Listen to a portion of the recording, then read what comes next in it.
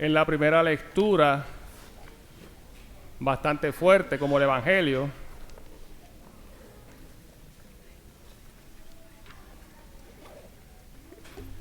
Yo soy el Rey soberano, dice el Señor de los ejércitos.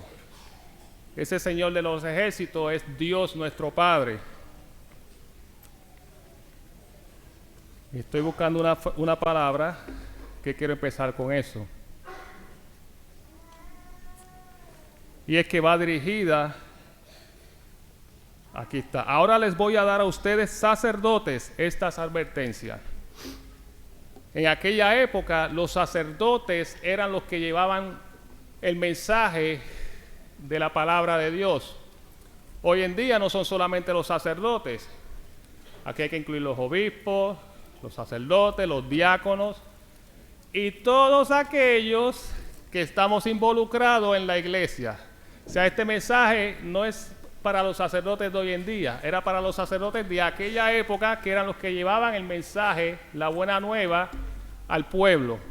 Hoy en día, todos los que estamos involucrados en cualquier ministerio, estamos haciendo lo mismo, llevando el mensaje de la palabra a nuestros seres queridos, a nuestra familia, a nuestra comunidad. Así que este mensaje de la primera lectura es ¿para quién? Para todos nosotros. Claro, en aquella época los sacerdotes eran los líderes. Y eso significa que para nosotros poder llevar ese mensaje, no podemos ser como los sacerdotes que estaban en el tiempo de Jesús, que como dice el Evangelio, decían unas cosas, pero hacían otras.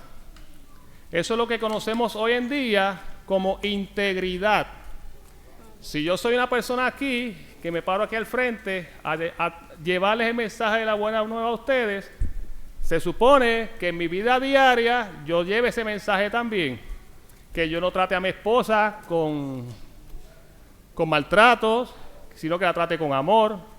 Que lo mismo que yo hago aquí, lo haga en mi casa, lo haga con mis vecinos, lo haga con mis compañeros de trabajo. En fin, ser una persona íntegra. Como somos aquí, tenemos que ser allá afuera. Y en el Evangelio, quiero empezar por algo que los protestantes nos atacan a cada rato.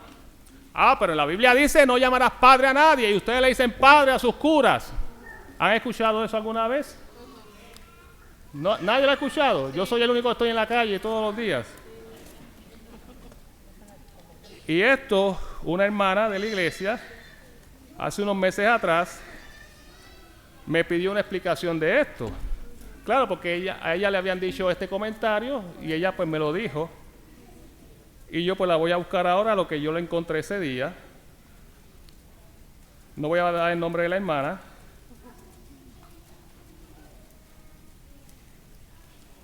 Pero esta fue la explicación que yo le di a ella y se la voy a dar a ustedes también. En Mateo 23, el evangelio que acabamos de escuchar, dice, tampoco llamarás padre a ninguno de ustedes sobre la tierra, porque uno solo es vuestro Padre, el del cielo.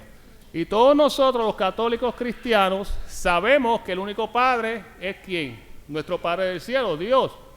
El Padre Hilario, el Padre Jerry, el Padre Ambrose y todos los demás sacerdotes que celebran misa son padres espirituales. Nosotros reconocemos el sacerdocio de ellos, pero también reconocemos que ellos no son Dios Padre. ¿O ustedes creen que el Padre Hilario es Dios Padre?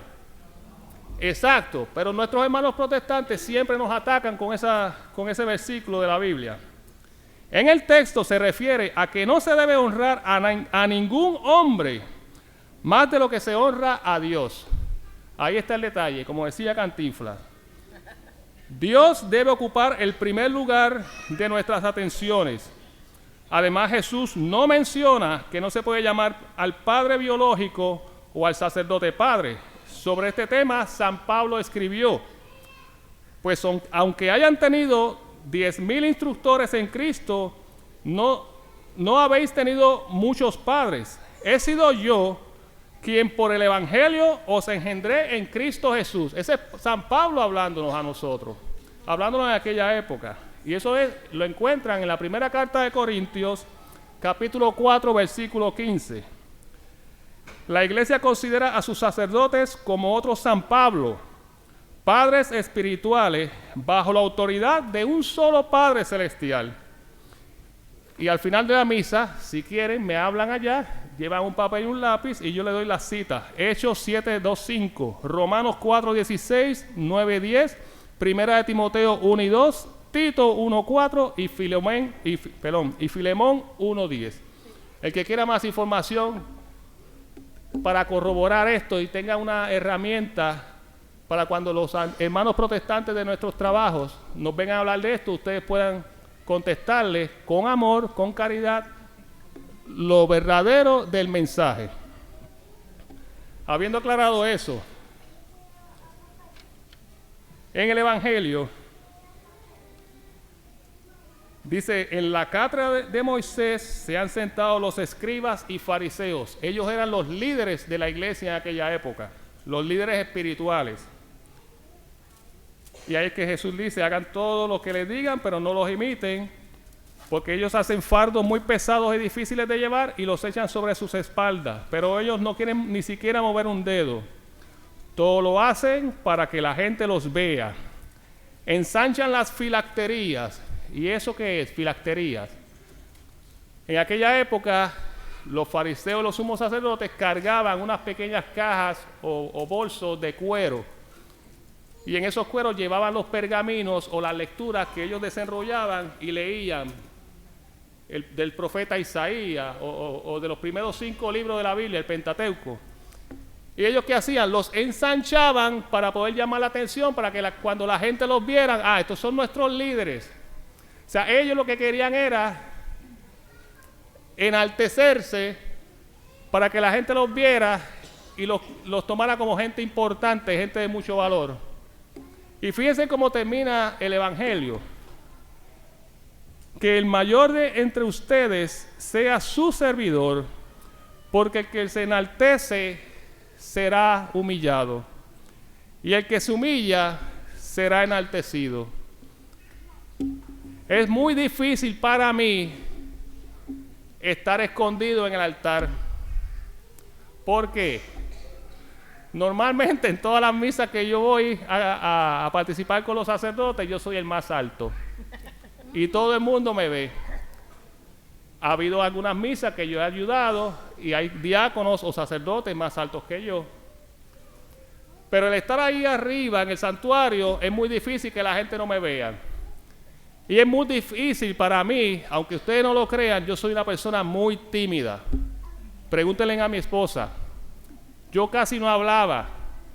A raíz de todas estas cosas yo he tenido que aprender a hablar en público, a aprender a los nervios que tengo en estos momentos, no demostrárselos a ustedes. Y es muy difícil tratar de ser humilde cuando todo el mundo me está viendo y sentir vergüenza a la misma vez porque todo el mundo me está mirando. Siempre he tratado de ser lo más humilde posible en este ministerio que yo llevo. Y es posible que algún día se me haya zafado la humildad y no haya sido humilde. Se me haya zafado la arrogancia o algo así por el estilo. Si lo he hecho en algún momento o ustedes se han sentido que yo lo he hecho, les pido perdón de corazón. Porque nunca lo he tratado de hacer. Pero sé que es posible que haya pasado. Y esto sucede en todos los ministerios de la iglesia. A veces somos coordinadores o subcoordinadores o somos director del ministerio tal o directora de tal cosa o superintendente de no sé qué. Y esos títulos a veces delante de la gente nos hacen ver como superiores. Y más nosotros que nos ponemos estas vestimentas litúrgicas que son requisitos de la Sagrada Eucaristía, que nosotros no las pongamos. Pero ¿cuál es el llamado que yo quiero hacerle a todos ustedes? Que tenemos que ser lo más humilde posible en nuestras vidas. Que no importa si tenemos un puesto, ya sea en la iglesia o en nuestro trabajo, reconocer de dónde nosotros venimos.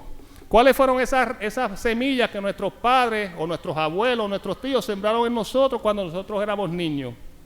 Y esa semilla, recordarla siempre en los tiempos buenos y en los tiempos difíciles, más en los tiempos difíciles, Porque cuando más difícil es el tiempo que nosotros vivimos, es cuando más nos tratamos de escapar de las enseñanzas de Dios y de las enseñanzas de la iglesia.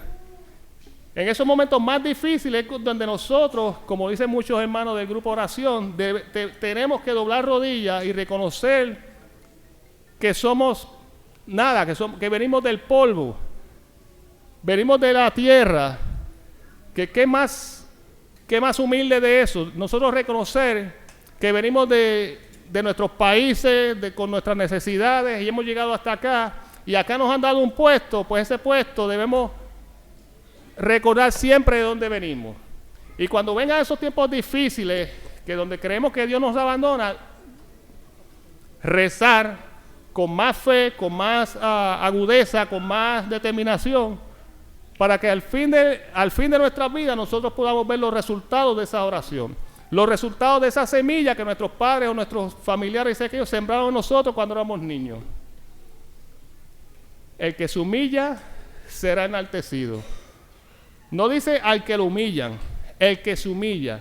O sea, nos toca a nosotros como cristianos católicos, bautizados, reconocer y humillarnos nosotros mismos. Y en cualquier momento que venga ese pensamiento de grandeza, de orgullo, reconocer que si sentimos eso, seremos en un día humillados. Que el Señor les bendiga.